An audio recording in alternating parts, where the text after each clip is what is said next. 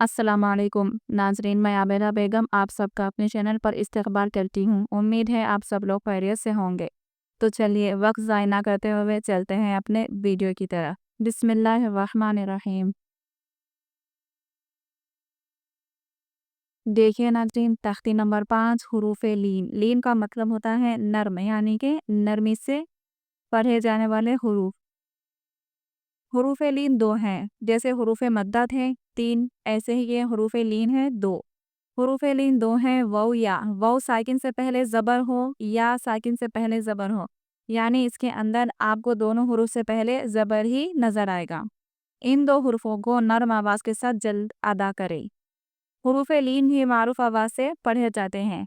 तो नाज़रीन, ये क़ायदा पढ़ने से आपको क्या समझ में आया है कि हुरूफ लीन 2 तरह के होते हैं, एक वाव और या, लेकिन हरकत के एतबार से दोनों सेम होते हैं, यानी ज़बर वाव से पहले भी ज़बर होगा और या से पहले भी ज़बर ही आएगा। बरअक्स हुरूफ मद्दा के, यानी कि हुरूफ मद्दा में वाव से पहले आता है पेश और या से पहले आता है ज़ेर। लेकिन हुरूफ लीन वाव और या जो 2 हुरूफ हैं, इसके अंदर आपको दिखाई देंगे वाव से पहले भी ज़बर और या से पहले भी ज़बर। ठीक है नाज़रीन? तो कभी भी कुरान पाक की तिलावत के वक़्त आपको अगर वाव से पहले ज़बर आए, या से पहले ज़बर आए, तो आपको क्या करना होगा? नर्म आवाज़ के साथ जल्दी अदा करना होगा। यानी कि ये हुरूफ नर्म आवाज़ के साथ जल्दी अदा करने के लिए होते हैं, खींचने के लिए नहीं होते। खींचने के लिए सिर्फ़ 3 ही हुरूफ होते हैं, हुरूफ मद्दा, अलिफ, या, वाव। ठीक है? चलिए। हमज़ा वाव ज़बर औ, बा वाव ज़बर बौ, ता वाव ज़बर तौ। देखिए आप यहाँ पर देख सकते हैं हर हर्फ के साथ वाव और ज़बर की हरकत है। ठीक है? तो चलिए हम चलते हैं मश्क की तरफ, ये आपको आसानी से समझ में आ जाएगा। हम अगले मश्क की तरफ देखते हैं। औ, फी। ठीक है? औ, फी। आपको इसको जल्दी पढ़ना है। औ खींच के नहीं पढ़ना है, क्योंकि हुरूफ लीन है ये। आपको हुरूफ लीन को जल्दी पढ़ना होता है। आप ये हुरूफ लीन कैसे समझ में आया?